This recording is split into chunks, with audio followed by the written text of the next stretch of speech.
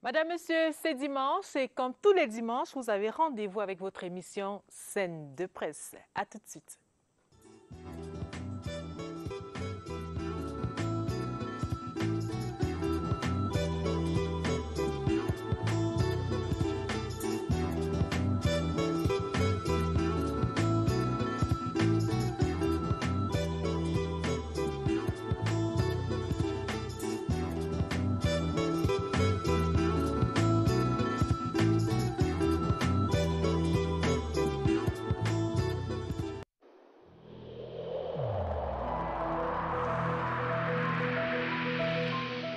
Tous les indicateurs, tous les chiffres montrent une reprise de l'activité du coronavirus. Faites comme moi. Mettez votre masque. Et chaque fois que vous le pouvez, désinfectez les mains avec un gel hydrocolloïdal.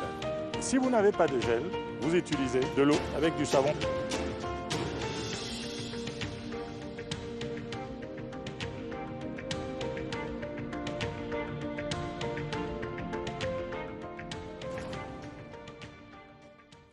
Merci de vous joindre à nous sur le plateau de Scène de presse. À ma droite, Christophe Mienzok, qui est le directeur des organes de presse, de l'information et de la propagande du comité central du RDPC. Bonsoir et bienvenue sur le plateau. Bonsoir Lucrèce, bonsoir aux téléspectateurs de la CRTV. Et à ma gauche, quelqu'un que nous accueillons pour la première fois, c'est Maître Nouga, qui est le secrétaire national aux affaires juridiques et aux contentieux du PCRN. Bonsoir et bienvenue sur le plateau. Bonsoir Mme Benga, bonsoir également à vos téléspectateurs. Merci de m'avoir invité. Messieurs, ce soir, vous croisez le fer sur les performances du RDPC, parti dominant au Cameroun. Cette formation politique célébrait le 24 mars dernier son 36e anniversaire.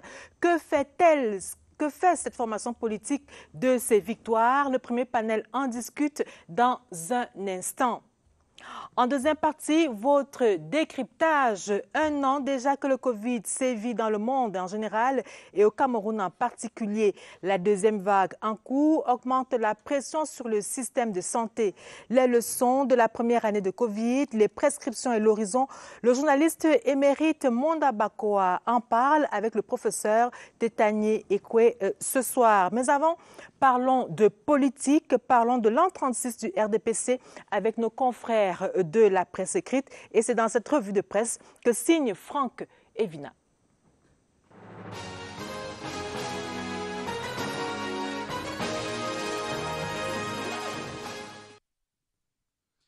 Le 36e anniversaire du Rassemblement démocratique du peuple camerounais, célébré sous cloche. Pas de meeting populaire cette année, indique l'action. Il fallait respecter les instructions de la hiérarchie qui, dans un communiqué du secrétaire général du comité central du RDPC, Jean Kueté, a invité les militants à se mobiliser sans réserve derrière le gouvernement pour la réussite de la bataille nationale contre la pandémie de Covid-19. Du coup, c'était un anniversaire dans la réflexion, souligne Cameroun Tribune. Le quotidien bilingue national explique que la crise qui persiste a amené le RDPC à laisser tomber les festivités pour se pencher sur le thème de cet événement. Dans Mutation, le professeur Charlemagne Messanga Nyamding évalue la marche du parti, dont il est membre titulaire du comité central. L'enseignant d'université évoque notamment le déploiement du RDPC qui compte aujourd'hui 360 sections à l'intérieur du pays et 17 sections à l'extérieur. Le professeur Charlemagne Messanga Nyamding affirme par ailleurs que le parti au pouvoir demeure une machine politique solide autour des idées du président Paul Biya. Merci Franck Evina. On l'a dit à l'entame de cette édition. Christophe Mienzok et Maître Nouga croisent donc le verbe sur le RDPC, sur les performances du RDPC. En 36 ans de pouvoir, de quoi peut se prévaloir le Rassemblement démocratique du peuple camerounais du fait de sa domination sur le plan politique? Question que nous vous posons, Christophe Mienzok. Bien, je vous remercie pour l'invitation. Je salue Jean-Marie Nougat. Vous avez dit que le RDPC a une majorité écrasante. On n'est pas là pour écraser qui que ce soit. Je crois que le RDPC a une majorité confortable et ce sont des victoires acquises de haute lutte. Alors, quand on dit majorité écrasante, c'est quand même 139 députés sur 180, 63 sénateurs sur 100, 9 régions sur 10, 316 communes sur 360. Ça fait beaucoup. C'est pas une majorité écrasante pour vous? Je veux bien. Les chiffres parlent d'eux-mêmes. Mais on n'a pas besoin d'en rajouter. Je dis bien qu'on n'est pas là pour écraser qui que ce soit. C'est une majorité qui est confortable et nous ne l'avons pas volée.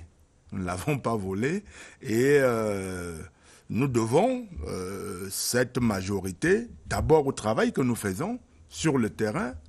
Nous devons ces victoires à une vision, à une stratégie, à une idéologie que nous proposons, à l'offre politique que nous proposons au peuple camerounais. Nos adversaires essayent de nous apporter la contradiction avec leurs arguments, mais à la fin, nous sortons avec les résultats que vous venez de rappeler. C'est tout à notre honneur de les avoir. Et qu'est-ce que vous en faites? Et maintenant, ce que nous en faisons, c'est un autre débat. Je crois que les politiques, les hommes politiques, la classe politique devraient faire preuve d'humilité. Et nous, d'ailleurs, les premiers, nous devons faire preuve d'humilité pour constater que il n'y a pas un coup de baguette magique en politique. Il n'y a pas de baguette magique. Nous faisons, nous, le RDPC, nous faisons le travail que nous faisons pour remporter ces batailles et on se rend bien compte que il peut y avoir un hiatus, il peut y avoir un gap, il peut y avoir un décalage entre ces belles victoires et la satisfaction des attentes des populations. Pour plusieurs raisons. Et l'une de ces raisons, c'est que parfois nous-mêmes, nous sommes tellement satisfaits par la victoire que nous pensons que la victoire en elle-même est une fin en soi. Alors que la victoire ne peut pas être une fin en soi. La finalité de ce que nous faisons, c'est la satisfaction des attentes de ceux qui nous ont mandatés. Mais nous ne sommes pas seuls. Nous sommes un parti. Et on va revenir à un débat. Nous, le RDPC est un parti. Il a beau être le parti majoritaire, le parti leader et tout.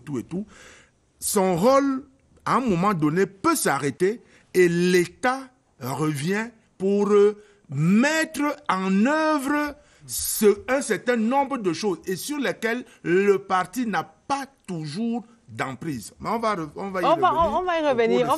revenir justement pour bien préciser que le RDPC les militants du RDPC ne sont peut-être pas l'État, mais les militants du RDPC occupent des positions de pouvoir qui leur permettent justement d'impacter de manière concrète la vie des Camerounais. Alors, la question centrale, et je la reprécise que je vous pose ce soir, c'est que faites-vous ou qu'avez-vous fait des victoires que vous avez obtenues depuis 36 ans? Qu'est-ce que vous faites, notamment sur le plan des valeurs morales? Je voudrais qu'on commence par là. Maître Nougaba, peut-être s'impatienter, mais je voudrais que vous-même vous reconnaissiez déjà ce que vous faites et peut-être qu'on parlera évidemment de ce que vous ne faites pas. Bien. Sur la question des valeurs morales, qu'a fait le RDPC? Si je voulais être cynique, je dirais d'abord que les performances dont vous parlez, l'une des performances, c'est que nous sommes maintenus au pouvoir. D'accord? Et ça, vraiment, faites-nous les procès que vous voulez, mais nous sommes maintenus au pouvoir. Dans une adversité, depuis 1992, il y a une adversité, des gens ont tout fait pour nous arracher ce pouvoir. Nous sommes maintenus. Au législatif, vous aviez 88 sièges et l'opposition avait 92. On a bien vu d'où nous sortons, d'où nous venons. Et les pièges auxquels nous avons pu échapper. D'accord? Donc, nous avons pu braver tous ces obstacles pour nous maintenir. C'est déjà une très grande performance. Mais la question, c'est, au-delà du maintien, est-ce que nous avons été à la hauteur des attentes? Vous voulez insister sur les valeurs morales. Nous commençons par là. Les valeurs morales, le président en 82 avait dit rigueur, moralisation. D'accord? Et vos camarades ont dit quoi? Non, vous savez, je reviens. Le président dit, c'est sa vision. Et nous, les militants, les responsables, notre rôle, notre devoir est de faire en sorte que la vision se transforme en action, que la vision soit matérialisée par des choses très concrètes. Quand le président dit rigueur, moralisation, ça veut dire qu'il veut des militants exemplaires, ça encore, j'utilise ces expressions à lui. Mais on se rend compte que dans nos rangs, ce n'est pas toujours ça.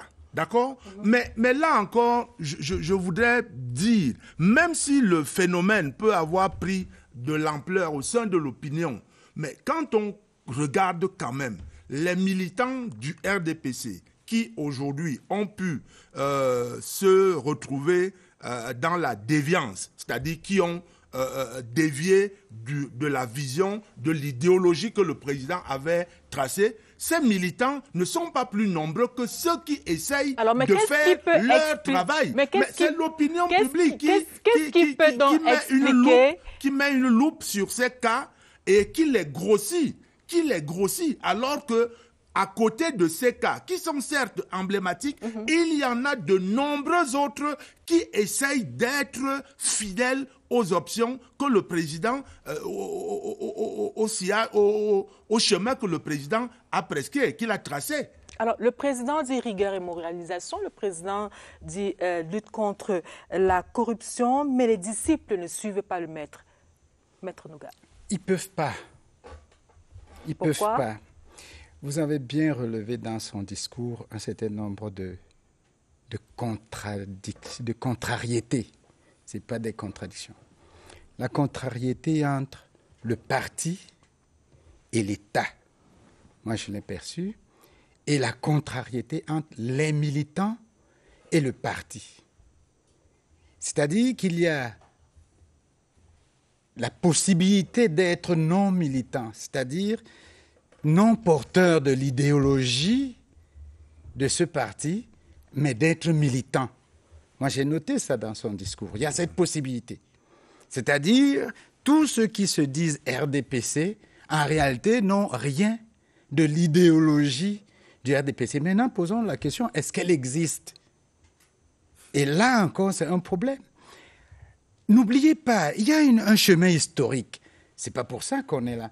Mais on essaye quand même d'indiquer qu'il n'est pas possible, si on veut œuvrer en politique, dans une politique sociale, dans une politique de progrès humain, de militer au RDPC. Pourquoi? Mais parce que justement, il n'y a pas de programme socio, politique, économique. Il n'y en a pas. Parce qu'on recrute dans ce parti... Avez-vous lu pour le libéralisme communautaire? Oui, bien sûr, bien sûr. Je l'ai lu et j'ai vu l'excellent programme écrit. Mais écoutez, je vous repose la question.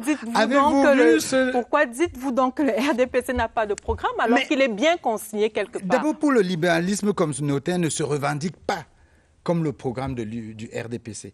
Il se revendique comme l'idée du président de la République qui vient de prendre le président. Avant qu'il ne devienne président, si j'ai bonne mémoire, il devient président après avoir proposé son idée. Alors, vous allez bien vous rendre compte, et ça, c'est une redite, personne à l'intérieur du parti ne s'en est approprié. Au contraire, souvenez-vous le professeur Ngango, souvenez-vous les Sengako, qui ont essayé de faire implémenter cela. Je ne suis pas de ce parti, mais c'est quand même l'opinion, qui ont essayé d'implémenter le libéralisme communautaire, ont été écartés. Souvenez-vous, et je peux revenir dans une période plus contemporaine, vous savez, ceux qu'on traite aujourd'hui de déviants, moi je suis malheureusement avocat et j'ai suivi quelques procès. Je pense qu'il y a une machine interne du RDPC qui permet d'empêcher la réalisation de résultats sociaux, économiques. Et pour empêcher cette réalisation, il y a certaines personnes qui sont poursuivies innocemment et qui sont en prison. C'est quelque chose qu'il faut que... Moi, j'ai toujours dit ça, et on m'a quelquefois taxé d'être contre la lutte contre la corruption, ce n'est pas le cas. Mais la réalité est que l'examen des dossiers permet de montrer que des acteurs, j'ai envie de dire, engagés, actifs, travailleurs, ont été poursuivis, stigmatisés par leurs propres camarades, parce qu'ils voulaient donner des résultats. Vous voulez parler des luttes internes. Des luttes internes. Et quand on politique. regarde l'issue de ces luttes internes, eh bien, j'ai envie de dire, c'est les immoraux, c'est les moins pratiquants de la rigueur de l'embourgeoisation qui les gagnent toujours. Donc, il est impossible de penser que le RDPC puisse implémenter une politique socio-économique de progrès de la nation. Christophe Mienzok, votre parti est-il incapable, vos camarades sont-ils incapables d'implémenter la vision du président, national dont il se revendique? Jean-Marie Nouga est volontairement excessif, et je peux le comprendre. Il est excessif.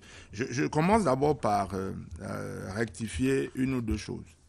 Il prétend que le RDPC n'a pas de programme, ce qui est faux, et puisque lui-même, il a parlé de contrariété tout à l'heure, moi je vais dire qu'il y a même une contradiction, puisque lui-même a reconnu qu'il y a quand même un ouvrage qui est sorti en 87. Le RDPC était né en 85, donc 2 ans plus tard, il y a eu, pour le libéralisme communautaire, qui est un peu, je dirais, la Bible idéologique, programmatique du RDPC. Première chose. Deuxième chose, il a parlé de Singapour et de Ngango. Je crois que le président n'a poussé, le président encore moins, et personne ne les a poussés hors du parti. Ngango, je crois jusqu'à la fin, est resté au RDPC. Sauf que peut-être sa manière de voir, peut-être qu'il a été mis en minorité. Voilà. Mais il n'a jamais été poussé dehors. Singapour, pour des raisons qui lui étaient propres, a décidé de partir parce qu'il n'était pas justement d'accord avec le président, avec la manière de faire. Ce qui, d'ailleurs, au passage, est synonyme de ce qu'il y a un débat en interne dans le RDPC. Maintenant, est-ce que les militants du RDPC ne veulent pas, sont, réticents à mettre en œuvre... Est-ce que les militants du RDPC ont trahi la pensée du président? Non, bon... La vision du président. On ne peut pas dire les militants. C'est trop généralisé que de dire les militants. Vous savez, vous faites votre travail. Hein, c'est tout à fait normal. Bon, le journaliste regarde toujours un peu le train qui arrive en retard. Et même si vous aurez 9 ou 8 trains qui arrivent à l'heure, vous allez mettre l'accent sur les 2 trains qui sont arrivés en retard. Et donc, on va vous dire, oui, il y a tel et tel qui sont en prison. Mais regardez quand même, depuis 1982, combien de personnes ont siégé au gouvernement de Paul Biya? Combien sont-ils et combien sont en prison? Quand vous mettez ça sur une balance, vous vous rendez compte que le nombre de personnes qui sont en prison parce qu'ils n'ont pas, ils sont poursuivis pour atteindre par exemple à la fortune publique, sans entrer dans le fond des dossiers, comme Maître Nouga le dit, ce pourcentage-là est relativement négligeable par rapport à ceux qui ont œuvré, qui ont fait leur travail. En réalité, le problème de la mise en œuvre des politiques ou alors de la réalisation des promesses, je vous assure, quelle que soit la partie du monde où vous allez, tous les partis politiques dans le monde ont les mêmes problèmes. C'est-à-dire que entre ce que vous proposez et ce que vous réussissez à réaliser, justement, le président dit, le président national, le président de la République, ce qu'on retient de lui comme étant l'homme qui a apporté la prospérité au Cameroun. Alors, que fait le RDPC ou qu'a déjà fait le RDPC pour rendre audible, pour rendre concrète cette vision, ce vœu du président de la République? Le RDPC ne peut pas, je répète. Il ne faut pas oublier que le RDPC, c'est la continuation de l'UNC. L'UNC, c'est la continuation de l'UC. Et l'UC, c'est la continuation du colonialisme, où on a essayé de faire un État sans le peuple, sans la nation. Le colonialiste a... Parce que ça, c'est quelque chose... Vous voulez dire que le RDPC aujourd'hui est à la solde ou travaille pour le colon d'aujourd'hui, enfin le colon d'hier? C'est sa vocation. C'est la vocation du RDP aujourd'hui. Regardez, en 36 ans de direction de l'État, il devrait y avoir des principes sur lesquels on ne revient plus. Il devrait y avoir des principes de gestion économique, de gestion culturelle, de gestion sociale. Mais où sont-ils? Nous sommes encore à nous poser la question, le FMI sera d'accord? Regardez le conflit que le responsable de l'État a de manière à peine voilée avec l'ambassadeur ou bien avec l'État français.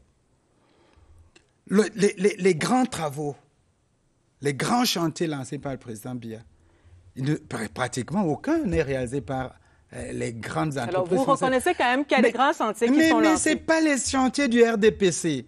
C'est pour démontrer ce sont les chantiers que le RDP... Mais c'est les chantiers du président. Parce que le président, écoutez, c'est un Camerounais. Personne ne lui dénie la volonté ni l'intention patriotique. Seulement l'instrument qu'il porte n'est pas un instrument de la nation. C'est un instrument néocolonial. Quand vous regardez historiquement, on peut établir cela. Alors je dis, c'est la même chose. Si le RDPC aujourd'hui pose devant le peuple camerounais un programme, ce sera un programme patriotique. Il sera critiqué par la France. Et s'il est critiqué par la France, ils vont reculer. Parce qu'ils ont pour vocation de servir non pas le peuple camerounais, mais la continuation du colonialisme. C'est quelque chose d'historique. C'est pas quelque chose que j'invente. Christophe Kenzog. Non. Bon, là, c'est pour ça qu'il faut faire. C'est pour ça qu'il faut des offres nationales. Votre parti est-il à la solde d'un pays ou des intérêts je connais trop bien l'évolution politique et idéologique de Maître Nouga et disons que je ne suis pas surpris par cette phraséologie-là. Moi, je suis militant du RDPC à un niveau, on va dire, relativement élevé et je n'ai jamais entendu de réunion que nous servons les intérêts d'une quelconque puissance. Je n'ai jamais entendu cela. Et je voudrais catégoriquement réfuter. Je voudrais catégoriquement réfuter cela. Je voudrais insister en affirmant une chose. La différence que vous faites entre la capacité d'action du parti et ses impossibilités gouvernementales résulte de cela. D'ailleurs, vous êtes étonné très souvent que les membres du gouvernement, vous ne les reconnaissiez pas comme militants de votre parti. Pourtant, c'est vous qui avez la majorité. Oui, mais justement, c'est un problème de fonctionnement. Voilà. Ça, même nous, en interne, vous voyez, regardez, prenons l'actualité récente. Les militants, le secrétaire général du comité central a initié sur... instruction du président national, bien entendu, a initié une opération. Cette opération va nous conduire à différentes étapes et tout. Et nous sortons de 2-3 années d'échéance électorale. D'accord? On a fait réélire le président. On a obtenu les majorités que nous avons pu obtenir dans les municipalités, à l'Assemblée nationale et récemment dans les régions. D'accord? Maintenant, le président de la République doit mettre en place un gouvernement.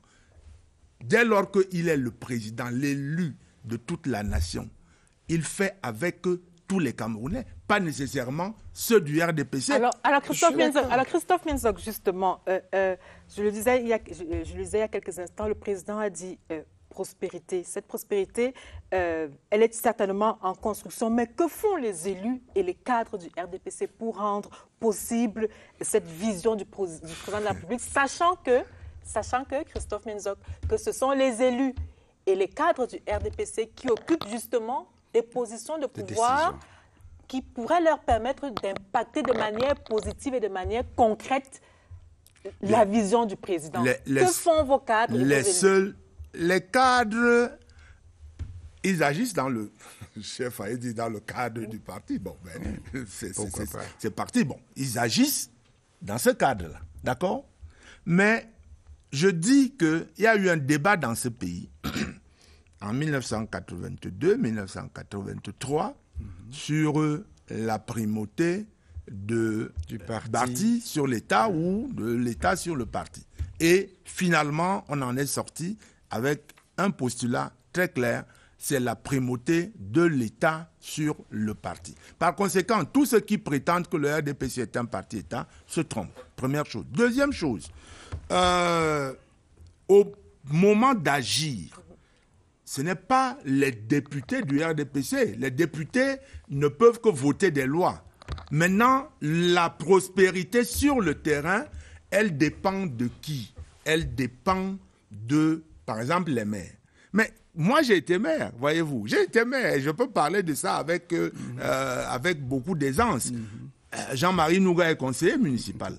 Et on va revenir à des problèmes qui, malgré la bonne volonté des élus, quel que soit le parti, et ces problèmes quel que soit le parti, les élus, il y a que l'administration qui, elle, est, on va dire, théoriquement apolitique. L'administration, contrairement à ce que les gens croient, n'aide pas toujours les élus. Oui, théoriquement, il y a beaucoup d'élus, il y a beaucoup de cadres du RDPC dans cette administration, mais quand ils y sont, je doute qu'ils posent des actes dans l'intérêt du RDPC. Voilà. Nous sommes dans un système politique organisé. Oui. Il y a des élections et des Camerounais, des militants du RDPC sont élus, donc ils occupent des positions de pouvoir, notamment à l'Assemblée nationale, donc ils sont capables de voter des lois qui peuvent changer le quotidien des Camerounais. Lorsqu'on regarde l'appareil administratif, on se rend bien compte que de nombreux cadres du RDPC occupent des postes de pouvoir, des postes de décision, et nous parlons de prospérité. Nous savons tous les problèmes que les Camerounais ont en termes d'accès aux services sociaux de base. Et on se demande que font les élus du RDPC, que font les cadres du RDPC qui occupent justement ces positions de pouvoir-là. Ils font ce qui est déjà en leur pouvoir. Voilà. Ils le font. Mais dans tous les cas, chaque fois, vous savez, le problème de la satisfaction des aspirations des populations, c'est comme un panier percé. Vous comprenez? C'est comme un panier percé. Vous pouvez le remplir et chaque fois, vous avez de nouveaux besoins, de nouvelles attentes qui naissent. Donc, je ne veux pas jouer l'avocat du diable. Les élus, les cadres, ils font ce qu'ils font, mais les besoins des populations, eux aussi, augmente régulièrement. Et c'est vrai que nous ne parvenons pas toujours à atteindre le bon équilibre. C'est des problèmes simples, des problèmes que nous rencontrons au quotidien. Les problèmes d'électricité, des problèmes... Tout à l'heure, pour venir ici, bon, moi je sortais de l'Est. Je reprends cet exemple. Hier matin, je suis sorti de la ville 1h30 pour passer par Nkwaban. 1h30. C'est un problème que je voudrais soulever. Qui doit régler le problème des embouteillages en Kouaba? Mais prenons Est-ce que cet c'est le exemple. maire de Limfremont? Est-ce que c'est la police? Est-ce que... Mais ce n'est pas un problème d'un parti politique. C'est l'administration. Ça devient un problème d'un parti politique quand c'est un militant voilà. qui fait quoi? C'est le militant qui doit demander à la police de venir sur la route pour régler la circulation. Je voudrais qu'il réponde. Je disais, ça devient un problème du militant du RDPC qui occupe une position tout à fait. pouvoir. Ça, moi, je suis d'accord avec vous. On ne va pas non plus renier nos responsabilités. Mais nous avons notre part. D'autres acteurs sont là, à nos côtés, qui doivent agir. Voilà ce que je voulais dire. Ces acteurs sont l'État. Ah, voilà. Vous comprenez? Et l'État est dirigé par le parti dominant. Et le parti dominant, c'est le RDPC. Alors, s'il y a un conflit à ce niveau, c'est qu'il y a un problème. Et c'est ce problème que je dis. Le RDPC, dans sa création, dans son histoire, dans son recrutement, est incapable d'implémenter un programme de progrès social, économique au Cameroun. Je dis incapable, c'est-à-dire c'est pas possible. Si le président de la République insiste, on va lui envoyer une guerre d'ailleurs. Je me demande si Boko Haram et le Nord-Ouest ne sont pas les effets de la volonté du président. Nous n'irons pas jusque-là. Mais il faut y aller jusque-là parce que les Camerounais doivent comprendre pour protéger leur chef de l'État. On va revenir à vous dans quelques instants, maître. Juste, nous avons parlé du RDPC comme parti État. C'est un débat qui a cours un peu partout. Je n'ai pas encore répondu sur cette question. Oui, vous allez revenir. Parti État, je voudrais dire. Vous allez revenir juste après cet élément. C'est l'État qui fait le RDPC. Juste après cet élément. C'est pas le RDPC qui est parti État. Oui, juste après cet élément. Le RDPC parti dominant, oui, RDPC parti État. Pas sûr, en tout cas, c'est le point de vue de l'analyste politique Laurent Bassi que nous avons rencontré et qui soutient par ailleurs que le RDPC est exposé à l'opportunisme du fait de sa domination sur la scène politique. Oui. Nous écoutons Laurent Bassi en focus audio dans cette édition de Scène de Presse.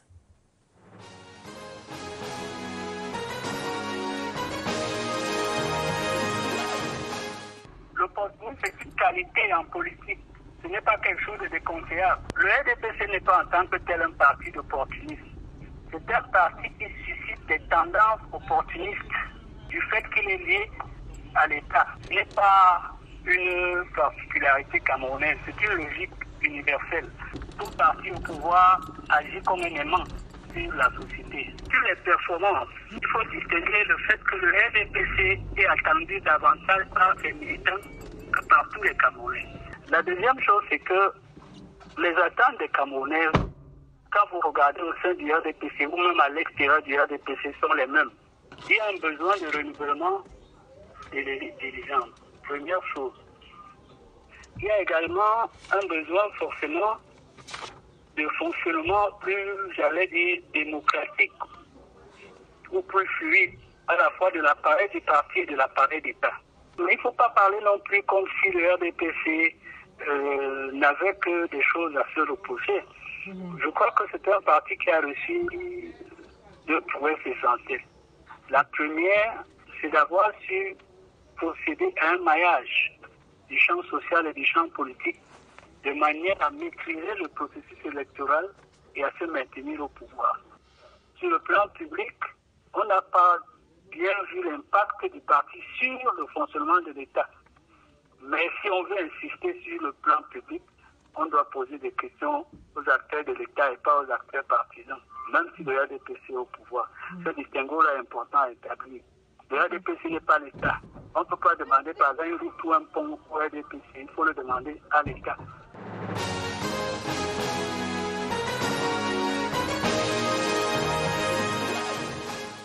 Toutes nos excuses pour la qualité approximative de cet élément que nous venons d'écouter, mais je pense que l'essentiel a été saisi. Maître Nouga, vous vouliez réagir à Oui, mais écoutez, il pose un problème très important. Ce n'est pas le RDPC qui est un parti-État. C'est l'État qui crée et utilise le RDPC. En ce que l'État a des missions. Et comme il dit qu'il connaît ma phraséologie, mais je dis, elle est historiquement susceptible d'être établie. la mission des États postcoloniaux de l'Afrique, du précaré français en tout cas, c'est la continuation de la colonisation par les propres Africains. L'exploitation de nos ressources, l'exploitation de notre potentiel humain, etc. C'est pas facile. Maître Nouga, votre position me pose un problème et nous en avons parlé avant cette émission. Vous allez conclure, vous semblez, j'ai envie de dire, dédouaner le RDPC par cette posture-là, en accusant chaque fois le colon d'être derrière ce qui marche mal dans notre pays. Je ne dédouane pas le RDPC, mais je voudrais qu'il soit clair que ceux de nos compatriotes qui ont fait le choix de faire semblant de soutenir la colonisation après les indépendants ont fait le mauvais choix. Ils n'ont pas permis aux Camerounais, à la nation de se créer. Ils n'ont pas permis à la nation de se poser de poser un projet civilisationnel pour leur peuple. J'ai envie de dire, nous sommes 60 ans après déjà. Mais... Oui, mais 60 ans après, on n'a pas de projet civilisationnel. Nous parlons français entre nous. Pourquoi? Nous avons des langues que nous pouvons utiliser entre nous. Pourquoi nous parlons français? C'est pour dire, c'est un problème important. Pourquoi nous utilisons le CFA? Pourquoi nous n'avons... Tous les éléments de la souveraineté nationale nous ne les avons pas. Je voudrais que nous revenions... Parce que nous ne sommes pas un État normal. Oui. Nous continuons à être un État colonial. Et c'est le RDPC qui pense qu'il y a un développement possible en étant un imitateur d'un maître colonial. Et c'est ça le problème qu'il faut aujourd'hui dénouer pour voir l'offre politique des jeunes partis, comme le parti du PCRN, et qui apporte une offre concrète, réaliste. Maître Nouga, il y a un espace dédié à la certaine... bien il y a sûr. un espace dédié à la propagande politique. Excusez-moi. Alors rassurez-vous, il y a un espace dédié, autant à la radio, à la télé, des espaces dédiés à la propagande politique. Alors, Christophe Mienzok, je voudrais que nous revenions sur la majorité que votre parti a dans les différentes instances. Vous ne voulez pas parler de majorité écrasante, vous parlez de majorité confortable. Soit. Est-ce que finalement, ce n'est pas une majorité qui est pour vous contre-productive? Parce que finalement, vous gouvernez seul, j'ai envie de dire.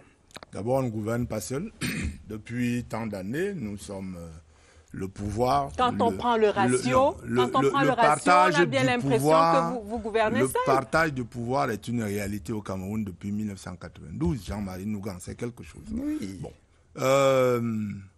Moi, je ne voudrais pas verser dans... je ne vais pas chercher un bouc émissaire, comprenez? Comme mon ami tente de le faire. Il n'y a pas de bouc émissaire. Ce discours-là, des Africains qui pensent que tous leurs malheurs viennent des colons, du néocolonialisme, je crois qu'il faut qu'on arrête de pleurnicher. Moi, je suis un militant du RDPC et la question, vous avez posé une question et il répond que le RDPC n'est pas capable. Moi, j'ai la faiblesse de penser que le RDPC est capable d'apporter le progrès aux Camerounais. Nous avons le corpus idéologique qui est là pour ça. Et nous n'irons pas chercher, je ne sais pas où, à travers les océans, sur les planètes, je ne sais pas quoi, les causes de nos misères, de nos malheurs. Nous avons le pouvoir, la politique est un instrument. C'est un instrument, c'est un levier qui doit permettre de résoudre les problèmes des populations. Et quand nous nous battons pour avoir ces majorités, avoir le président de la République qui est confortablement élu, avoir une majorité à l'Assemblée, au Sénat, dans les conseils régionaux, dans les conseils municipaux, c'est pour que cette majorité-là travaille pour le bien des populations. Et après, que se passe-t-il? Maintenant, je crois qu'au quotidien, les élus, les cadres du RDPC font de leur mieux pour que ces aspirations des populations-là trouvent satisfaction. Ils font de leur mieux. Mais je dis, nous sommes les premiers à reconnaître que dans tous les cas de figure, les populations en redemanderont toujours. Et nous-mêmes, nous devons être également conscients des limites. Nous devons être conscients des insuffisances qu'il peut y avoir. Et il faut donc expliquer. Il faut être sur le terrain pour faire ce travail politique-là, pour que les gens comprennent, les populations qui nous ont donné leur mandat, qu'elles comprennent que si ceci n'est pas fait, voici les véritables raisons. Et nous le faisons. Je dis bien, nous sommes capables de le faire parce que il y a une direction qui est tracée, il y a une vision que le président a définie. Nous nous y attelons, mais nous savons que la difficulté est là. Nous ne devons pas fuir nos responsabilités et nous n'irons pas chercher des boucs émissaires, je ne sais pas où. C'est noté, Christophe Mienzok, voilà. Mais l'une des raisons évoquées par Maître Nouga hors antenne, c'est que le RDPC a moqué l'opposition et que c'est peut-être aussi pour cela qu'on se retrouve dans la situation. Mais oui, regardez bien leur attitude. Parce que si j'ai évoqué, ce n'est pas des boucs émissaires que je cherche, mais c'est une réalité historique. On ne peut pas avancer sans se référer à ce qui s'est passé. Décidément. Donc, je ne reviens pas là-dessus. Voilà. Regardez l'attitude du RDPC, la condescendance. En principe, lorsque leur président national appelle à se préparer à la concurrence n'est pas le combat. C'est un échange, en fait. Un échange d'offres. Mais regardez ce que le RDPC fait des offres, que ce soit du SDF ou de l'UPC. Ben, c'est la moquerie. La preuve. Tout à l'heure, il revient pour me dire on ne va pas chercher les gens mal, nous cherchons les prétextes. Pourquoi? Parce qu'on nous accuse, nous qui essayons de tirer les leçons de notre histoire, on nous accuse de complotisme. C'est-à-dire, on accuse la France de tous nos maux. C'est pas vrai. C'est pas vrai. Parce qu'en réalité, la France, la nation ou le peuple français, n'y est pour rien. Mais il y a une sorte de gouvernance en France que nous recopions qui est mauvaise et qui donne aujourd'hui les gilets jaunes. Alors, je voudrais peut-être terminer rapidement pour dire que, en réalité, la politique, c'est un partage, un échange. L'acharnement du RDPC à maintenir le pouvoir sans aucun résultat social qu'on peut lui affecter n'est plus de la politique. Alors, quand vous parlez de résultats, d'acharnement... Parce qu'en réalité, comment ils font pour avoir des résultats? Tout y passe. Il faut aller lors des procès. Les procès sur les élections. Moi, je voudrais quand même rester sur les résultats. Écoutez, je voudrais quand même rester sur les résultats. C'est vrai que Christophe Mienzok ne veut pas en parler. Non, pourquoi? Mais il n'y a pas... On ne peut pas dire que de 1982 ou de 1987 36 ans à ce jour... on ne voit aucune action du RDPC sur le plan socio-économique. Réagir avant qu'il termine. Je voudrais réagir normalement, vraiment normalement. En 36 ans de direction par un seul parti politique, le maire devait connaître son rôle quand il arrive maire. Il devait savoir que, écoute, ici, dans ma circonscription... L'UPC a quand même été associé plus d'une fois bien sûr, je ne parle pas en tant qu'UPC, c'est pour ça que j'en suis parti. À la gestion de ce pays. C'est pour ça que j'en suis parti, donc vous n'allez pas me ramener là-dessus. Donc, le ministre qui arrive au pouvoir, il devait savoir qu'en tant que ministre, voilà mon objectif. Parce qu'il devrait y avoir élevé des principes de gestion économique, des principes de gestion culturelle, des principes de gestion... Mais où sont-ils? C'est noté. Parce qu'ils ne peuvent pas les construire. Permettez que nous marquions un arrêt. Déjà, parce que j'aurais voulu dire juste un mot. Vous m'avez accusé de vouloir occulter le débat sur les résultats. Non, je ne voudrais pas venir ici pour commencer à faire une énumération. Nous avons fait.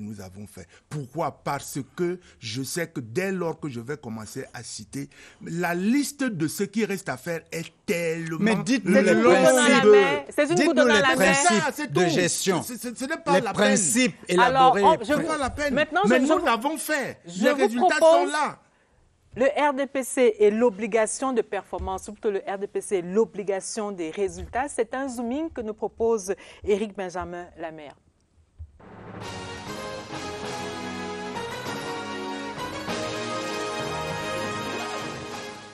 Parti largement majoritaire dans toutes les instances de la République, le RDPC dispose d'une ressource humaine en quantité et en qualité.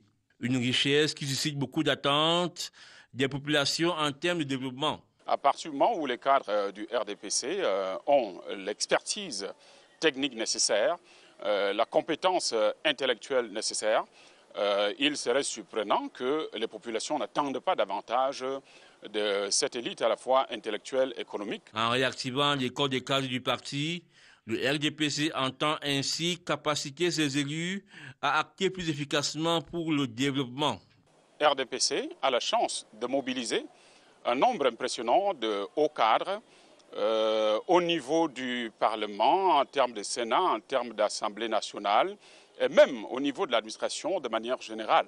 Et de ce point de vue, je crois que l'école initiée, relancée au niveau du parti, devrait mettre un accent particulier sur la conception des programmes et des projets de développement qui permettraient une amélioration substantielle des conditions de vie des populations, au-delà de ce qui est déjà fait. Le succès du RDPC au cours des prochaines séances pourrait se jouer à la capacité de ses élus à améliorer le quotidien des électeurs.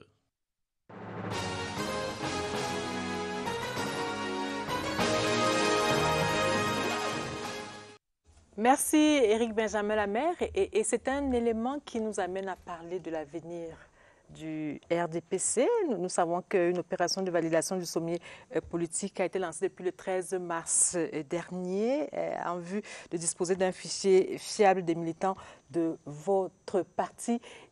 Et moi, j'ai envie de vous demander comment vous entrevoyez l'avenir du RDPC. Bon, si je vous dis avec optimisme, avec sérénité, bon, vous allez dire c'est un militant qui parle. Mais moi, je ne peux le voir qu'avec optimisme. Parce que ce que nous sommes en train de faire, justement, permet de préparer sereinement l'avenir.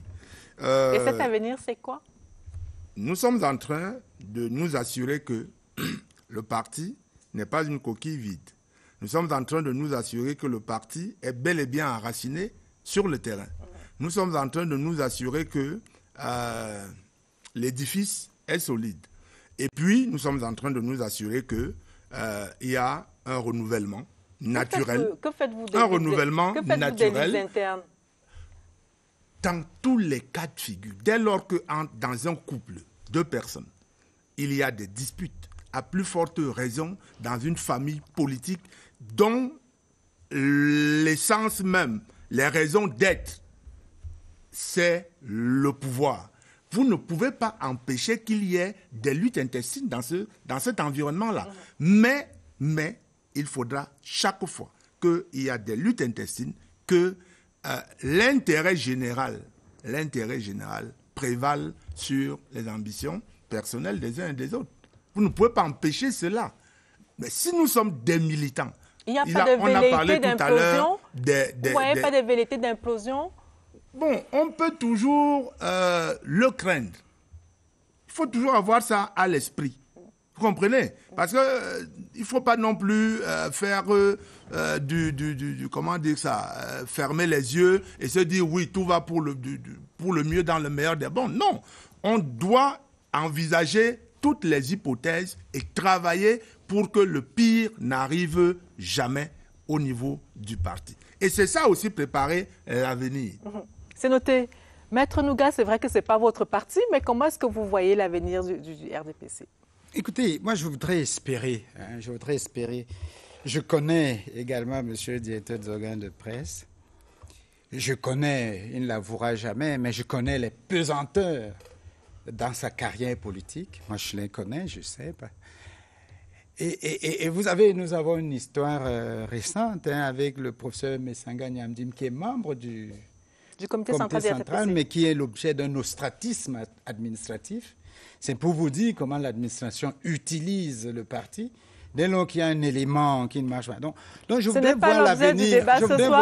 Oui, c'est vrai. Ce n'est pas l'objet du débat ce soir. Je voudrais voir l'espoir qu'il y aura une génération dans le RDPC qui voudra faire la politique nationale. C'est-à-dire qu'il n'ira pas à Paris chercher des recommandations, qui n'ira pas à Londres chercher ce qu'il faut faire, mais qui ira à Ngelmendouka, qui ira à Messamena, à Angossas, à Matom, à Lissin, pour voir qu'il manque un pont ici, pour que les populations aient de l'eau, et qui sauront que le principe du gouvernant, du gérant de l'action publique, c'est de donner le pont, c'est de donner de l'eau, c'est de donner l'animation culturelle que veulent les populations de base. Si cela est fait, peut-être ce parti survivra. Parce qu'à l'heure actuelle, il y a des œuvres politiques qui le font, qui le proposent. Et en présence de ces œuvres politiques, je suis sûr qu'il y aura une implosion à l'intérieur du RDPC. Dans tous les cas, nous le faisons et vous nous trouverez sur le terrain. Le RDPC est-il un parti d'avenir? C'est la question que nous avons posée aux journalistes. Réponse dans la rubrique édito.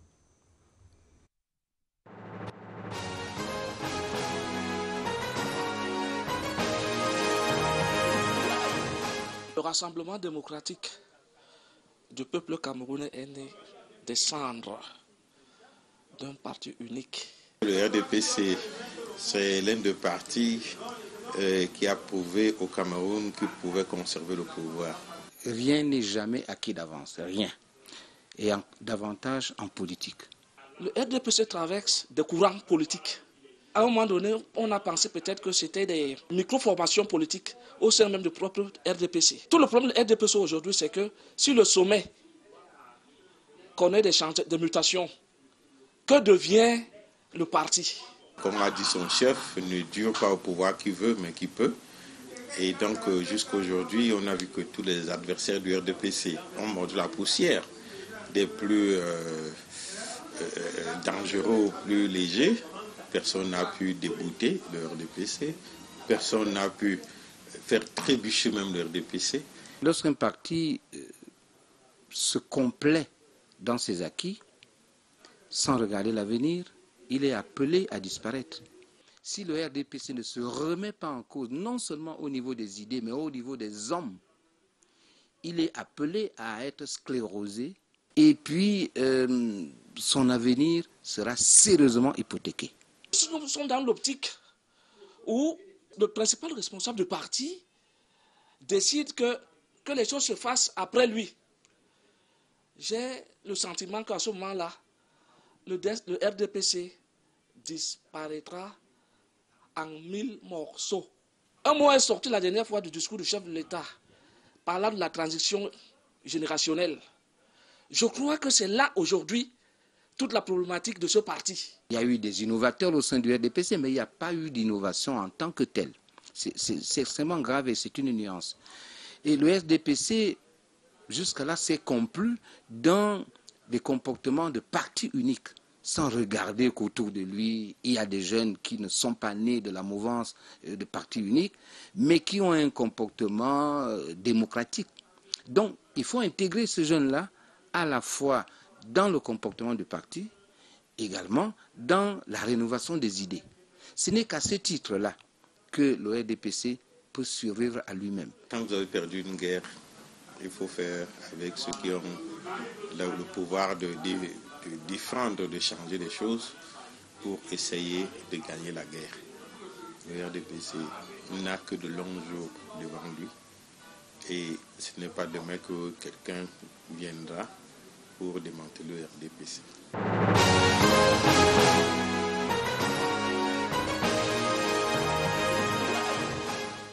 Maître, je vous ai vu acquiescer lorsque Xavier Messé parlait tout à l'heure du renouvellement de la classe politique, de la classe dirigeante. C'est un avis que vous partagez, évidemment. Oui, tout à fait. Écoutez, nous avons besoin de partis, de bons et grands partis pour toute la nation. Et il est important que le RDPC survive, mais pas cette histoire. Il faut renouveler justement la classe politique avec des gens qui sont conscients de ce qu'ils sont au service de la nation camerounaise. Et pas avec des gens qui pensent que si je fais ceci, Paris me soutiendra, ou bien New York sera d'accord avec moi, ou bien Washington va faire ceci. Nous avons besoin des gens qui pensent à Matom, Angel Mendoka. C'est entendu, vous l'avez déjà dit. Etc. Vous l'avez déjà dit, Christophe Mienzao, sur le renouvellement de la classe politique. L'honneur de la politique est de servir, d'être utile, et on ne peut être utile qu'en posant des actes qui vont dans le sens du progrès, du développement. Et le RDPC, en lui-même, fait son autocritique, écoute la critique de ses adversaires, des observateurs, et prenant tout cela en considération, renouvelle sa pensée, renouvelle sa doctrine, renouvelle ses hommes et ses femmes et ses jeunes, pour que le parti demain soit beaucoup plus fort que le parti, puisque c'est la question que tout le monde... Et que des résultats soient plus palpables sur le terrain. Oui, que les résultats soient là et que le parti survive à Paul Biya le jour où, demain, après un congrès, il décide, par exemple, qu'il n'est plus président national du RDPC. Ce n'est pas des questions taboues pour nous. Et je crois qu'il y a suffisamment, quelqu'un l'a dit là, il y a suffisamment de la ressource dans le RDPC pour que le parti survive à toutes sortes d'ébranlements, à toutes sortes de catastrophes qu'on est en train de vouloir lui prédire.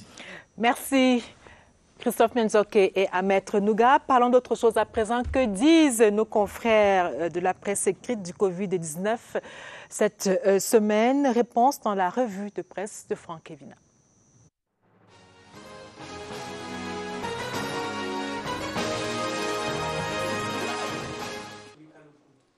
Le dispositif anti-Covid-19 réactivé en milieu carcéral.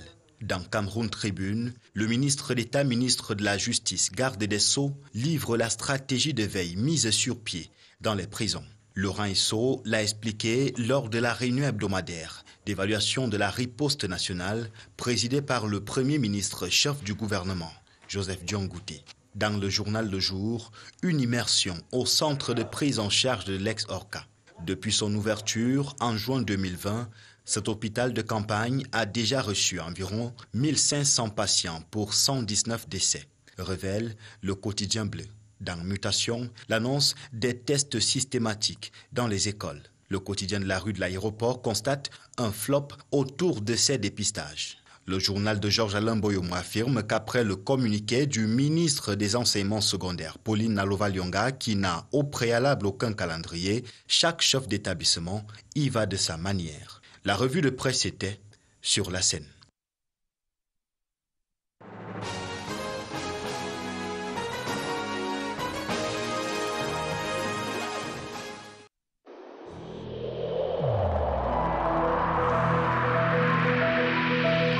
Le Covid-19 existe. Il tue, il fait des ravages au sein des familles. Je l'ai eu, je sais de quoi je parle. Vous également, vous pouvez l'avoir. Un seul geste, facile à adopter, facile à faire. Porter son masque, comme je le fais, aussi simplement.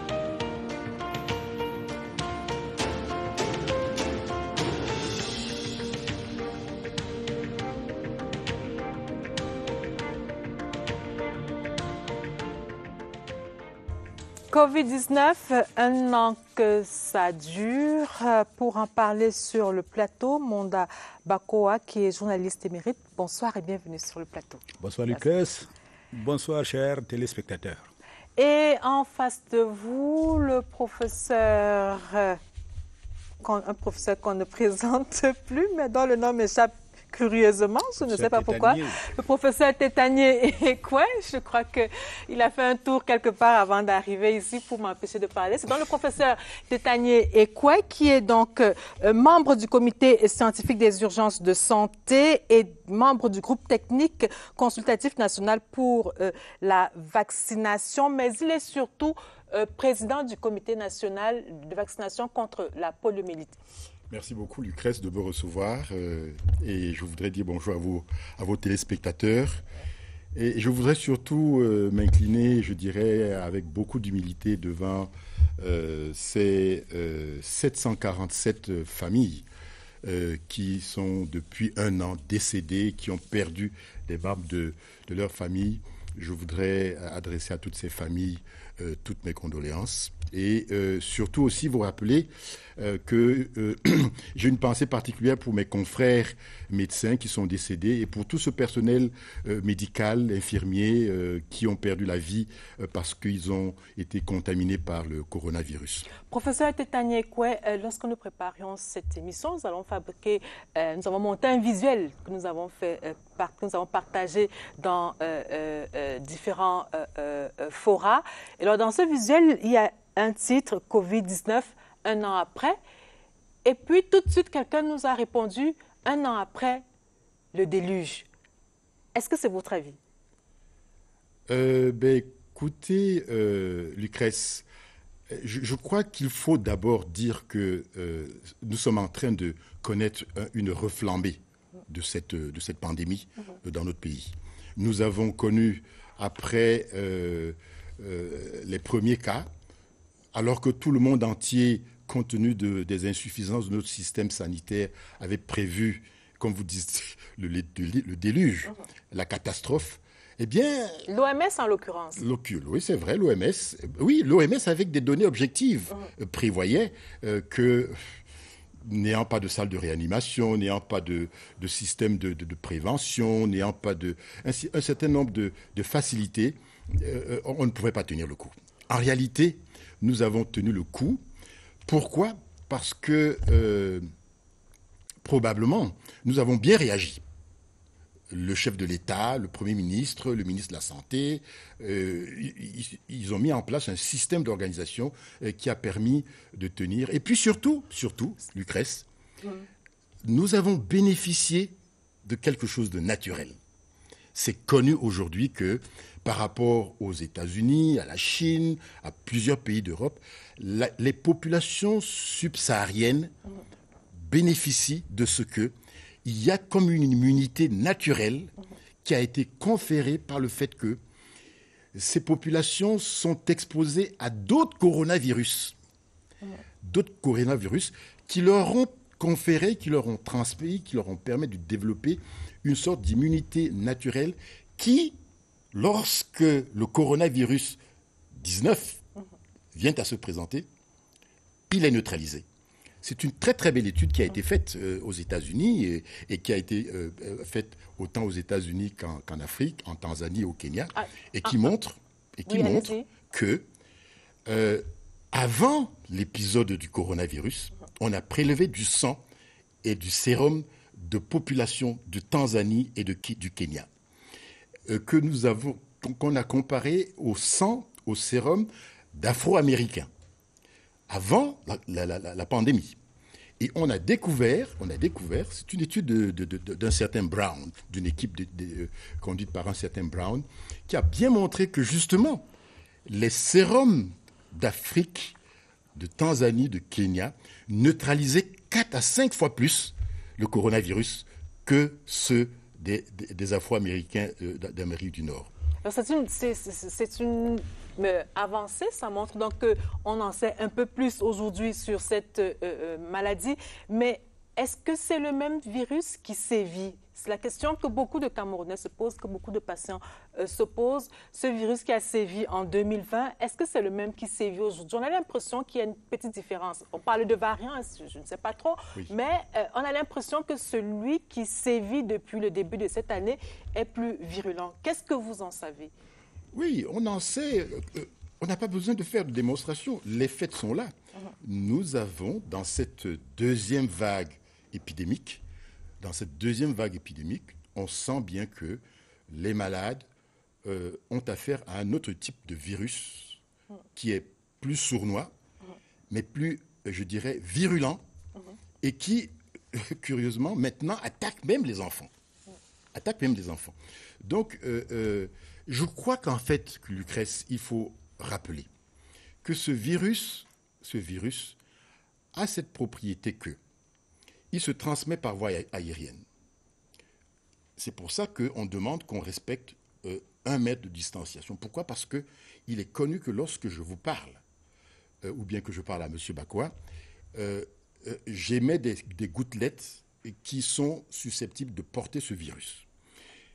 À 1 mètre, toutes ces gouttelettes tombent et atterrissent sur des parois. Maintenant, lorsque le virus atteint M. Bakwa, il entre directement, parce que ce virus a une attirance naturelle pour le poumon de M. Bakwa. Et quand il arrive dans le poumon de M. Bakwa, ce qu'il fait, c'est que sa puissance de destruction est absolument terrible. Il va détruire, au niveau du poumon de M. Bakwa, l'espace dans lequel l'oxygène présent dans l'air qu'il a respiré vient rencontrer et permettre au sang impur qui vient des tissus de M. Bakwa d'être oxygéné et de devenir du sang rouge pur. Et qui fait donc que M. Bakwa peut respirer normalement. Mais lorsque le virus, ce virus coronavirus, détruit cette structure d'échange, M. Bakwa commence à trouver qu'il a du mal à respirer. Et la destruction de tout ce tissu, de tout cet appareil que je viens de vous décrire, fait que, très rapidement, si M. Bakwa est diabétique, ça va aller très très vite. S'il est hypertendu, ça va aller encore plus vite. Et s'il est immunodéprimé, ça va aller encore plus vite. Mais s'il est jeune, il a des chances de résister. C'est noté. Voilà. C'est noté. Alors, oui, merci. Professeur, j'espère que c'est juste un exemple. Non, c'est juste un exemple. Cela ne m'arrivera pas. C'est pas ce que je vous souhaite, M. Bakwa. Non, oui, mais professeur, est-ce qu'il faut avoir peur lorsque vous parlez de cette manière aujourd'hui? Parce que je me rappelle quand même que l'année dernière, il n'y a pas eu que l'OMS qui était un peu alarmiste. Vous-même, dans une tribune publiée dans Cameroun Tribune, oui, le 4 avril 2020, tout à fait, vous disiez, et je vous cite, « Le confinement total s'impose pour éviter l'apocalypse. » 1 an après, il n'y a pas eu d'apocalypse. On peut se réjouir de ce que cela ne soit pas arrivé. Vous avez évoqué les raisons. Oui. Mais ce qui étonne quand même, professeur, c'est que habituellement, vous, les médecins, vous, les scientifiques, vous avez tendance à rassurer. Mais cette fois-ci, aussi bien que vous, aussi bien l'OMS, on a eu l'impression que vous avez eu à insuffler la peur dès le départ. Et pourquoi? Parce que, justement, M. Bakwa, il était extrêmement important d'inspirer la peur pour que les populations comprennent que les mots d'ordre du respect des mesures barrières, du changement de comportement étaient salutaires pour que le pays triomphe de cela. On a d'ailleurs eu l'impression que c'est ce qui s'est fait. C'est ce qui s'est fait. Et les pouvoirs publics, le chef de l'État, le Premier ministre, le ministre de la Santé, ont embrayé là-dedans. Et vous vous souvenez qu'un certain nombre de restrictions nous ont été imposées. Là, je suis peut-être d'accord avec vous. Parce qu'il y a eu des antécédents avec le sida. On a constaté que le message qui inspire la peur ne marche pas. On a dû rectifier le tir pour que les populations soient davantage sensibilisées et prennent des précautions qu'il fallait. Pourquoi l'erreur qui a été commise avec le sida revient avec le coronavirus? Parce que M. Bakwa, à la différence du sida, avec le coronavirus, nous n'avions pas de structure, de facilité pour résister au choc si jamais les facteurs que je vous ai évoqués tout à l'heure et que nous avons découverts rétrospectivement n'étaient pas en place. Nous avions effectivement perdu de vue que une population jeune, une population qui a déjà été exposée involontairement et inconsciemment à des coronavirus antérieurs, mais qui n'étaient pas nécessairement le même coronavirus, avait une immunité probablement qui la protégeait. Vous parlez d'immunité, professeur, justement. Quelqu'un qui a déjà fait la maladie une fois, peut-il la refaire à nouveau? Dans quel délai? Absolument. Ça s'est vu. en Chine, en Corée, en France, même chez nous, ici, j'ai dans mes relations personnelles, des personnes qui ont fait 2 fois le coronavirus. Pourquoi? Avec la même intensité, Peut-être pas la même intensité, mais ils le font quand même. Pourquoi? Parce que l'immunité conférée par la maladie, surtout quand elle a été sévère, donne des anticorps et donne de l'immunité qui protège. Mais cette immunité, pratiquement tout le monde aujourd'hui est d'accord qu'elle ne peut pas dépasser les 6 mois. Donc on peut désespérer pour ce qui est de l'immunité collective, si je comprends bien. On ne doit pas désespérer de l'immunité collective. Elle va peut-être s'instaurer, nous allons voir comment, puisque nous allons arriver au problème de la vaccination. C'est une des choses qu'on peut absolument souhaiter, mais qui n'est pas encore, je dirais, assurée par l'état actuel du développement des vaccins. Avant d'arriver au vaccin, si vous permettez, est-ce qu'on peut parler des traitements? Qu'est-ce que vous proposez aujourd'hui comme protocole aux malades du Covid? Ce que nous proposons, M. Bakoa, c'est ce qui nous a été inspiré par les données de la littérature.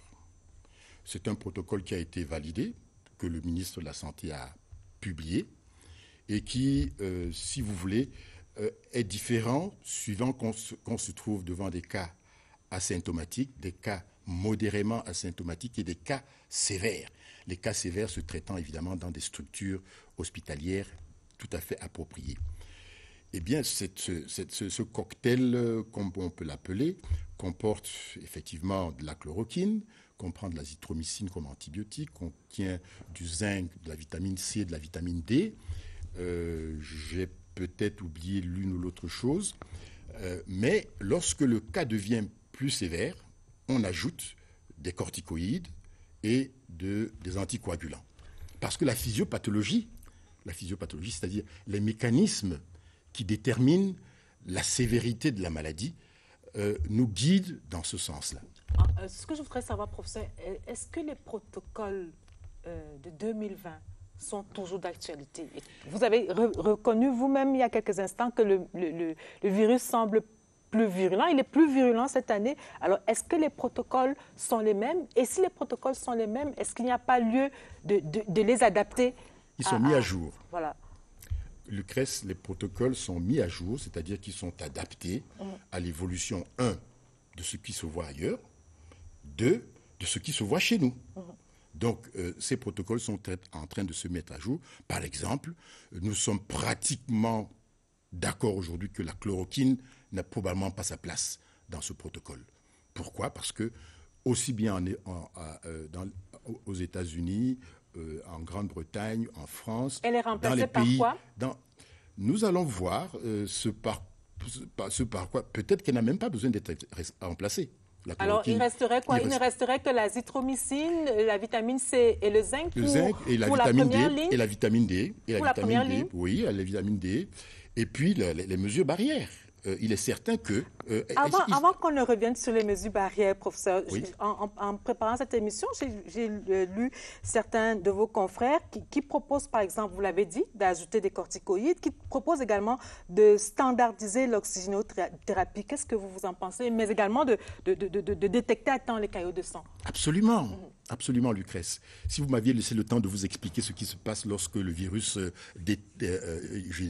détruit ce tissu pulmonaire, vous comprendriez que, effectivement, lorsque le virus a détruit cette structure qui permet des échanges entre l'air et le sang, il se passe quelque chose qu'on a appelé la tempête inflammatoire, c'est-à-dire un déclenchement d'un désordre physiologique qui fait intervenir de l'histamine, des interleukines, des facteurs inflammatoires qui complexifient, je dirais, la maladie et aboutissent à la destruction plus ou moins importante du poumon, avec ce que cela entraîne, c'est-à-dire le besoin d'avoir de l'oxygène.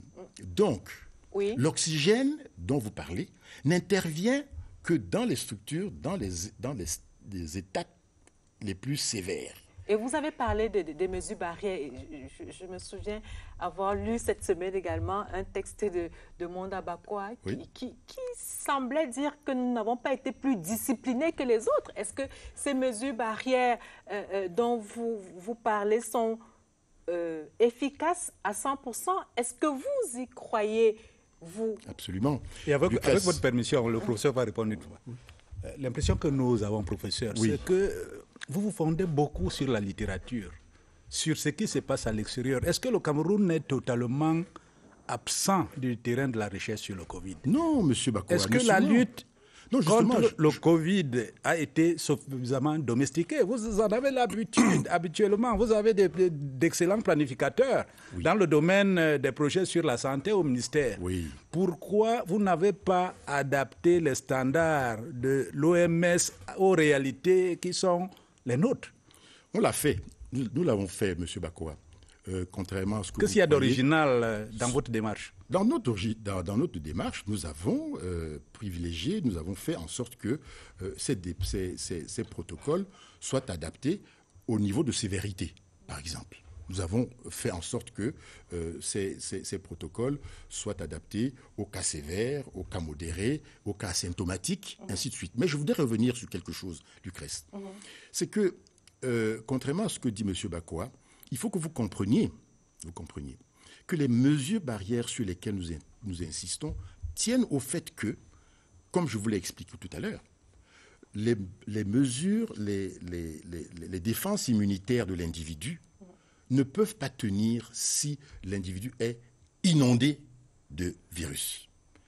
Et le malade inondé de virus, lorsqu'il ne respecte pas ces mesures barrières, quand il ne prend pas la peine de se laver les mains, quand il a touché des surfaces qui ont été ensemencées, quand il ne prend pas la peine de porter un masque quand il va au marché, ou bien au bureau, ou bien à la banque, ainsi de suite, autant de fois que vous et moi, nous prenons la liberté de ne pas porter de masque, nous nous exposons à recevoir une quantité phénoménale de ce virus qui ne sera pas, je dirais, contrecarré par les défenses immunitaires. C'est noté.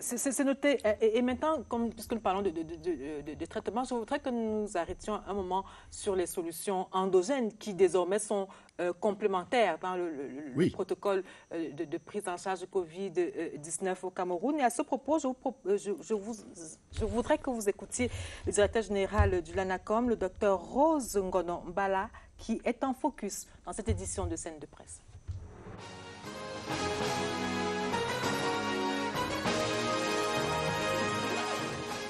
Certains des produits qui nous sont parvenus au niveau du LANACOM et même au niveau de la faculté ne sont pas conformes, n'est-ce pas, à ce qu'on appelle l'innocuité. Parce que sur le plan bactérien, ce n'est pas tout à fait bon et autres. Bon, il faut que les praticiens fassent leur traitement comme avant. C'est-à-dire, si c'est la tisane, si c'est la décoction.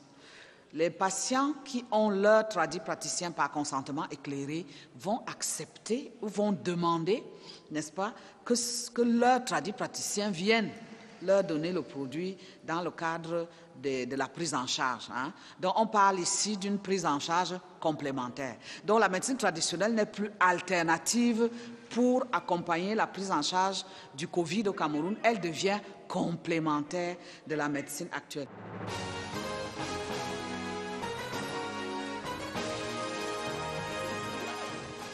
Et sans publicité aucune, je voudrais revenir sur certains produits dont on parle beaucoup sur le terrain de la lutte contre le Covid-19 en termes de médicaments améliorés. Il y a bien sûr Elixir Covid et Atsa Covid de Monseigneur Samuel Kledaya et le Ngoulbetara de Dr Peyou Ndissamba qui est biochimiste. Et puis il y a Co-Procure du docteur Eloge Nyanini. Ce ne sont pas des prescriptions, mais ce sont des médicaments traditionnels améliorés dont on parle de plus en plus dans les protocoles de prise en charge du Covid-19. Professeur, vous voudriez réagir sur cette question des médicaments traditionnels améliorés en quelques secondes? Oui, c'est pour dire que je suis d'accord avec l'approche du docteur Ngono Mbala. On ne vous a soupçonné, pas vous en tant que professeur Tétani, mais vous les médecins, on vous a soupçonné à un moment de snober quelque peu ces médicaments traditionnels améliorés. Entendons-nous bien, Lucrèce.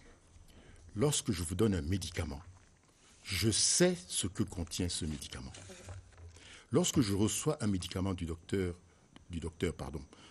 Monseigneur Cléda, lorsque je demande à Monseigneur Cléda, ce que vous me donnez là contient quoi comme principe actif? Parce que, Lucrèce, il faut que vous compreniez une chose, c'est que les médicaments traditionnels, la pharmacopée traditionnelle, c'est elle qui a fourni presque la totalité des médicaments qui ont je dirais, fait les beaux jours de l'industrie pharmaceutique. Pourquoi? Parce qu'on a commencé d'abord par ce que vous avez entendu, n'est-ce pas? Et que ceux qui tenaient ces secrets de médecine ont accepté le jeu de la transparence expérimentale. C'est-à-dire quoi? Des essais cliniques? Des essais cliniques et puis surtout l'isolement des principes actifs. Je vous rappelle, Lucrèce, que l'artémisinine, qui est devenu le médicament phare du traitement du paludisme, est sorti de la pharmacopée traditionnelle chinoise. Qu'est-ce qui s'est passé? Les Chinois ont accepté d'aller creuser, de chercher les principes actifs de ce qui était, je ne sais pas, le Qinghaosu, comme on l'appelait.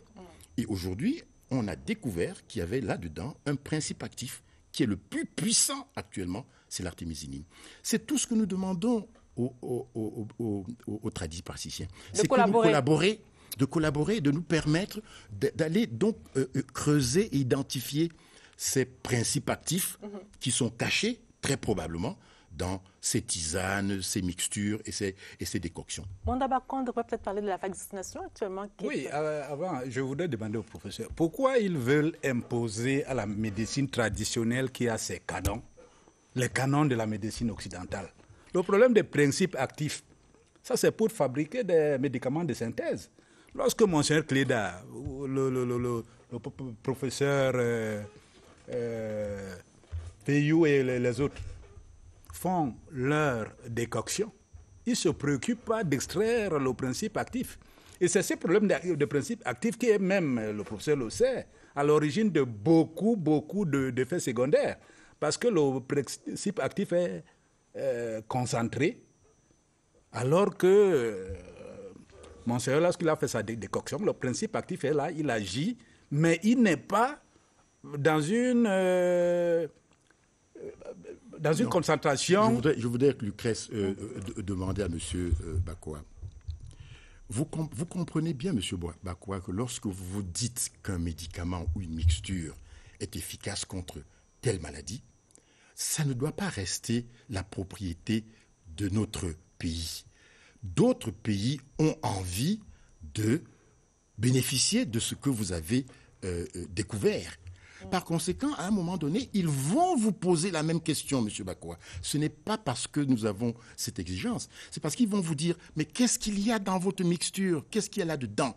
Donc, vous devrez arriver à ça. Est-ce que ce n'est pas votre rôle à vous? Lorsque Monseigneur vous a dit, voilà un produit, est-ce que vous ne pouvez pas prendre le relais pour déjà qu'apparaît un espoir de guérison de malades? C'est sûr. Lorsqu'il vous faisait la proposition, il avait traité 9000 malades, disait-il, qui avaient été guéris. Est-ce que ça ne vous intéresse pas de prendre le relais? Ça nous intéresse beaucoup, monsieur Bakoua. Encore faut-il que ces 9000 malades, on puisse les retracer. Il faut qu'on puisse les retrouver, qu'on puisse aller voir qui a reçu quoi, à quel moment, et quel est son état de santé au moment où nous le voyons. Alors, c'est entendu, professeur. Je voudrais que nous en venions à l'une des questions importantes de cet échange, c'est ce qui concerne la vaccination. Professeur, est-ce que c'est la panacée? Et pour combien de temps? Oui, Lucrèce, je voudrais que vous compreniez une chose. Le vieux dicton qui dit « il vaut mieux prévenir que guérir », n'est-ce pas? Guérir ici, c'est utiliser les médicaments, que ce soit les médicaments traditionnels ou bien les médicaments de l'industrie. Mais prévenir est encore mieux. Et la meilleure arme de prévention actuellement est la vaccination. Pourquoi? Parce que, Lucrèce, il est très important que vous compreniez que ce que nous venons de découvrir avec les nouveaux vaccins de la anti-Covid, c'est une vraie révolution. C'est une vraie révolution parce que vous devez comprendre que le virus a une carte d'identité. Il a une carte d'identité, par exemple, il s'appelle, si M. Bakoa me permet d'utiliser, M. Bakoa. Eh bien, lorsque ce virus se présente devant la police, parce que le système immunitaire des individus se comporte comme la police et la gendarmerie dans un pays, c'est-à-dire que lorsque un délinquant a commis un acte, la police, premièrement, l'identifie. Elle l'identifie parce qu'elle va passer son identité à tous les autres corps pour qu'on le recherche et que lorsqu'il entre en contact avec la police ou bien la gendarmerie, il soit identifié. Ce qui se passe avec le virus, c'est que justement, sa carte d'identité change. Au lieu d'être M. Bakoa, n'est-ce pas, il se présente M. Kouaba. Et quand il se présente avec le nom de Kouaba, on dit non, c'est pas lui. Pourtant, c'est toujours lui. C'est ça le variant. C'est le variant, c'est ce virus qui est toujours le même, mais qui change sa carte d'identité, ce qu'on appelle sa carte génétique, et lui permet d'échapper, 1, à la surveillance des systèmes de défense immunitaire, 2, aux anticorps qui seraient éventuellement produits pour le neutraliser. C'est ce qui fait la difficulté aujourd'hui des vaccins, c'est que ce soit ceux de la première plateforme technologique, que ce soit ceux de la deuxième plage technologique, ce qui a donné le biotech Pfizer et le Moderna, qui sont très efficaces, très efficaces, ou bien la deuxième génération qui contient le Sputnik et AstraZeneca.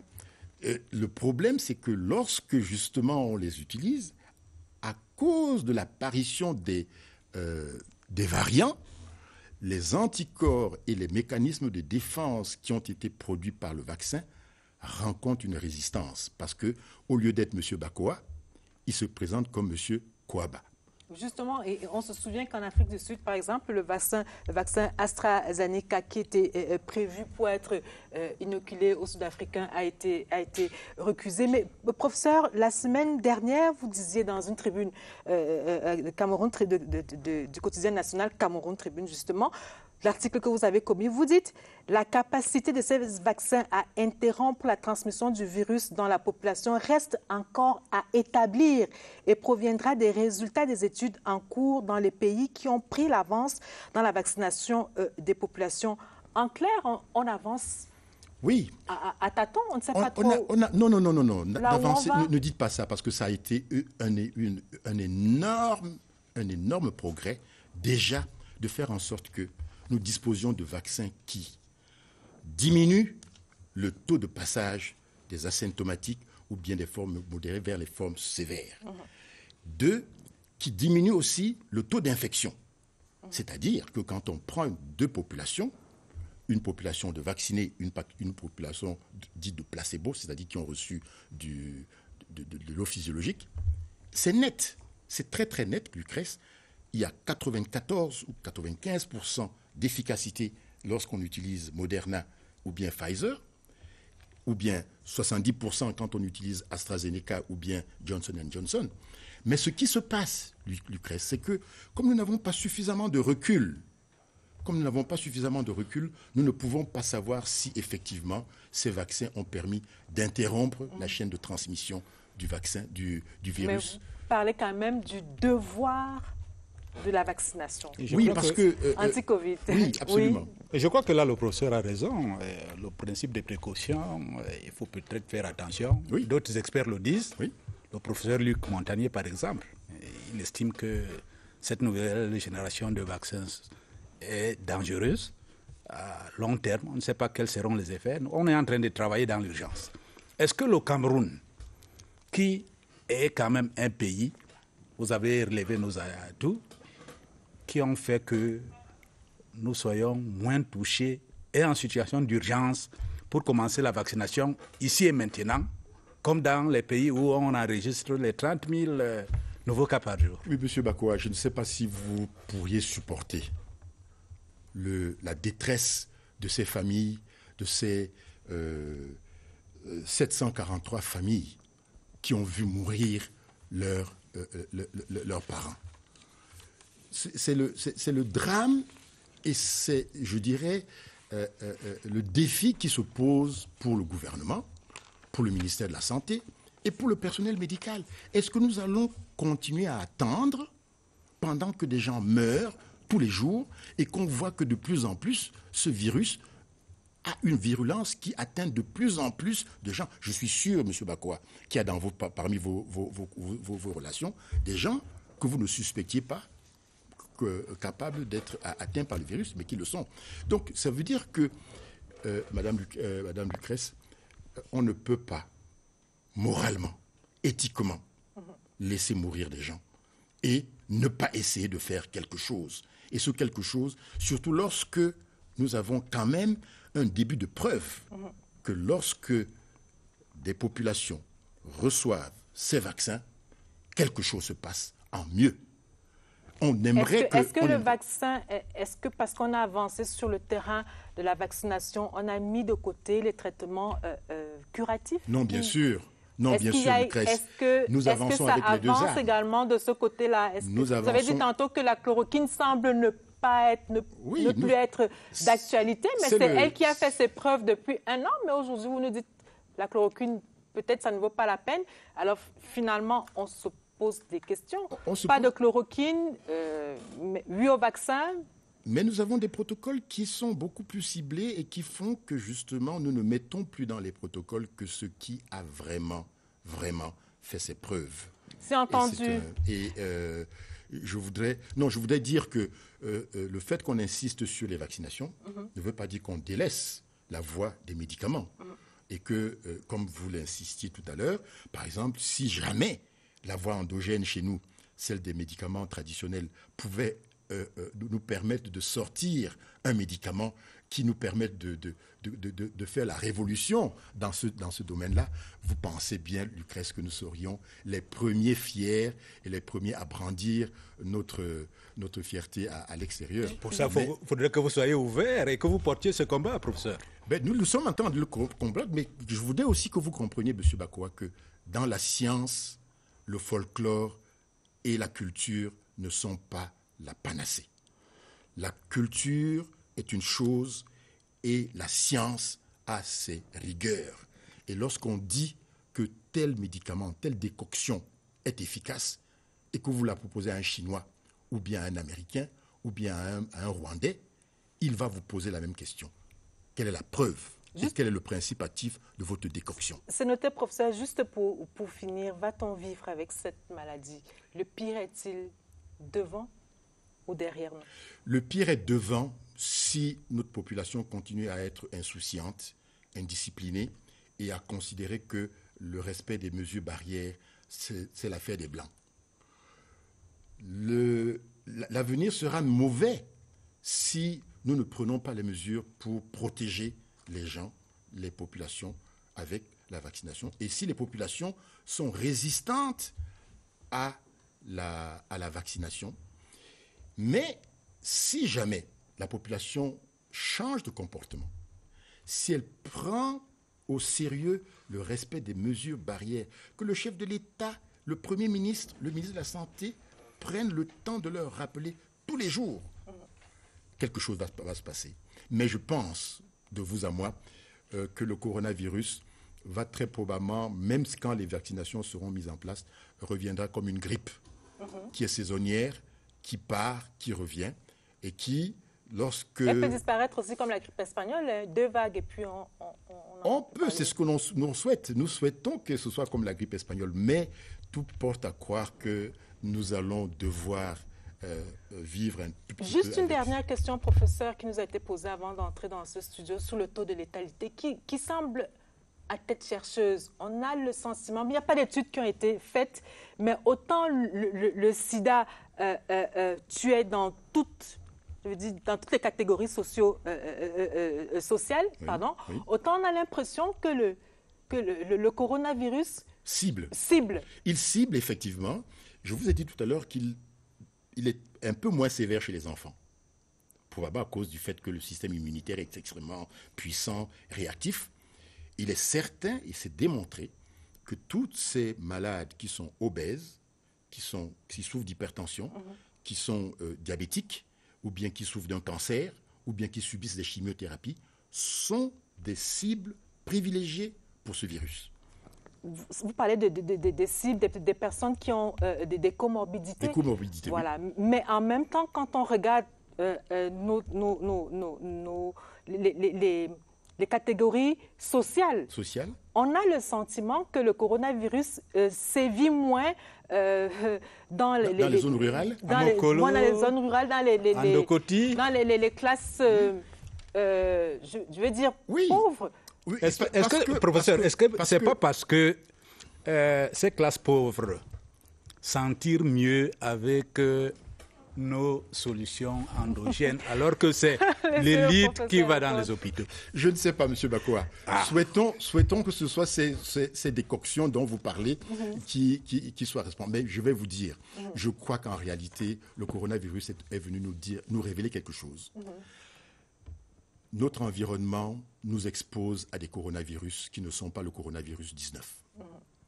Et très probablement, si ces coronavirus qui sont des grippes qui nous attaquent, nous confèrent cette immunité naturelle dont je vous ai parlé tout à l'heure et qui est démontrée, elle est absolument... ça constitue un atout. Mais il est certain que lorsque on s'expose à recevoir un flot de virus de coronavirus, en ne respectant pas les mesures barrières, en ne se lavant pas les mains, en ne portant pas de masque, ces atouts... Qu'on soit riche ou pauvre, on y passe. On va y passer. C'est entendu. Et maintenant, nous allons retrouver Régine Gladys Le Bouddha pour les unes du lundi. Régine Gladys, bonsoir. Bonsoir Lucrèce, bonsoir chers panélistes et bonsoir à vous chers téléspectateurs. Dans vos kiosques ce lundi, une mosaïque de sujets a retenu l'attention de nos confrères de la presse écrite. Le premier est un laurier et pas des moindres. Francis Ngannou, champion du monde, domine la tribune de défi actuel ce lundi. Le Camerounais a terrassé l'Américain Steve Miocic samedi dernier en finale mondiale des arts martiaux mixtes, catégorie poids lourd. Défi actuel de ce lundi vous propose de revivre en interview, réaction et compte rendu cette victoire par KO. Le sacre du Predator conquiert également l'ouverture de mutations ce lundi. Ngannou, The King, établit son règne dans l'histoire en devenant le premier Africain sacré champion du monde de poids lourd. Le triomphe de l'enfant de Batier garde également tout son éclat en sous-tribune du Guardian Post de demain. Cameroonian Ngannou knockout American and wins multi-million prize, souligne le journal. Et au-dessus du sourire conquérant du lion des poids lourds, une inquiétude sur l'avenir du SDF. Ninja's machinations that may take SDF off political scene. Titre The Guardian Post en écho au récent imbroglio au sein du Social Democratic Front. Et à l'oreille gauche, on peut le voir du journal, une analyse de la dette du Cameroun sous le prisme de la Banque africaine de développement. L'Economy Report ce lundi annonce des décaissements en baisse dans le cadre des financements de la Banque mondiale au Cameroun. Constat dressé lors de la dernière évaluation de la coopération avec l'institution de Bretton Woods. Également promesse de conseils au rez-de-chaussée du journal de Thierry Ekouti. Quelques recettes pour mieux surveiller les jeunes sur les plateformes numériques. La cyberdélinquance fera justement le menu du journal Intégration ce lundi. L'hebdomadaire braque ses pleins feux sur la Sexual Connection pour désigner un marché du sexe qui se digitalise.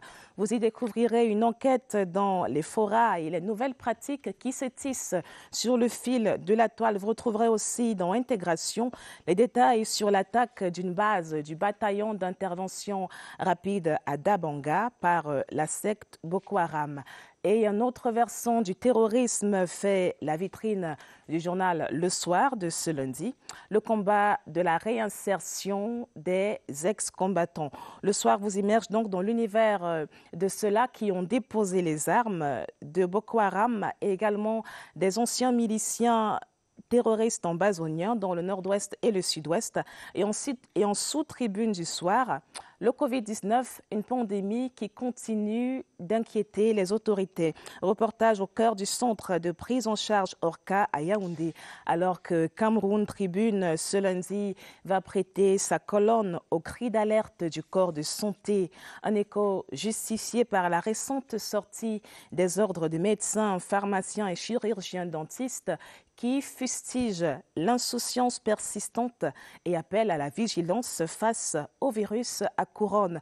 L'ouverture de Cameroun Tribune, vous le constatez, clarifie la politique du manuel scolaire au Cameroun en restituant les échanges entre le Premier ministre et les parlementaires vendredi dernier. Et au rez-de-chaussée, on peut lire les reflets du 50e anniversaire de la coopération Cameroun-Chine, relation win-win à l'image de la une de Cameroun Insider. Le bimensuel à capitaux publics fait un zoom sur les relations Cameroun-Royaume-Uni en marge d'une audience entre Paul Biya et James Doudridge, le monsieur Afrique du ministère britannique des Affaires étrangères. Et pour refermer cette revue de une de journaux, l'avenir ce lundi va se focaliser sur la filière cacao. Paul Biya débloque près de 800 millions de francs CFA pour les producteurs locaux. Vous retrouverez dans l'hebdomadaire un rapide tour d'horizon des mesures gouvernementales pour développer le marché de la fève au Cameroun. Voilà, Lucrèce, ce qui fera le contenu des kiosques ce lundi 29 mars 2021. Merci Régine Gladys Lebouda. Il ne vous reste non plus qu'à faire un tour du côté des kiosques. Professeur Tétanié Kouem, merci d'avoir accepté notre invitation. Merci à vous également, Monda Bakwa, d'avoir fait le déplacement de la CRTV ce soir. Madame, Monsieur, c'est la fin de cette édition. La presse quitte la scène. Merci, bonsoir.